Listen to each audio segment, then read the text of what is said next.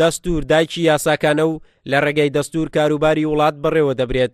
یەکێتی نیشتیمانی کوردستان ڕایوایە دەبێت پەلە بکرێت لە نووسینەوە هەمواری دەستور، چونکە لە ڕێگەی ئەم دەستورەوە هەنگاوەکانی سربەخۆی و دامەزراوەکانی حکوومەت زیاتر بە یاسایی دەکرێن و خزمەت بە هاوڵاتیان دەکەن.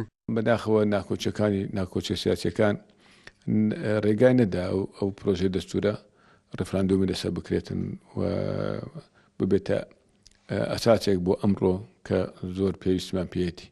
بە تاکید ئێمە یاسای زۆرمان هەیە کە لە دەستوریشدا ئەوان دەبنە بنەمایەکی ئەساسی لە ناو دەستور.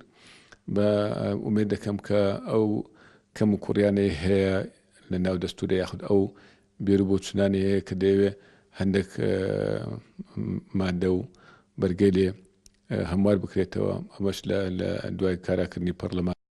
لەگەڵەوەی لە ساڵانی ڕابردوو دەستور نووسرایەوە دواتریش هەوڵی هەموار و گۆڕانکاری لە بەشێک لە یاساکان درا و دواتریش لە پەرلەمانی کوردستان لێژنەی تایبەتی بۆ پێکێنرا پاش پەخستنی پەرلەمان ئەو لێژنەیە نەیتوانی بەردەوام بێت.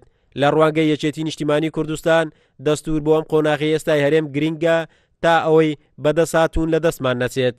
فراکسیۆنی یەکێتیش لە خولی یەکەمیش کە ئێمە هەبوون کە ئەسڵەن پرۆژەی دەستور ئەو کات نووسرایەوە لە خولی یەکەم لە 2002 مانگی 11 دەست پێکرا بەو پرۆژەی دەستوری هەرێمی کوردستان و پرۆژەی دەستوری عێراقیش. ئەو کات کە پەرلەمانێکی گرتەوە و فراکسیۆنی یەکێتی زۆر بە گەرمیەوە لەگەڵ فراکسیۆنی پارتی و فراکسیۆنەکانی کەش هەموو کارمان لەسەر ئەو بابەتە کردەوە. دوایش لە خولەکانی 2-3 هەمیشە فراکسیۆنی یەکێتی زۆر ینی هەوڵی داوە کە ئەم سەرکەوێ. یەکێتی نیشتیمانی کوردستان لە سەرەتای دامەزراندنیەوە خەباتی بۆ کوردستانێکی سربەخۆ و ئازاد کرد و ڕووبارێخوانی بۆ ڕشت. لە نووسینەوەی دەستوریش یەکێتی نیشتیمانی کوردستان جەخت دەکاتەوە لەوەی ناکرێت هەرێمی کوردستان لە بۆشایی یاسایی دابێتن و کارەکانی نووسینەوەی دەستوریش هەردووا بکەوێت. قارەمان جەوهەر، کورسات نیوز، هەولێر.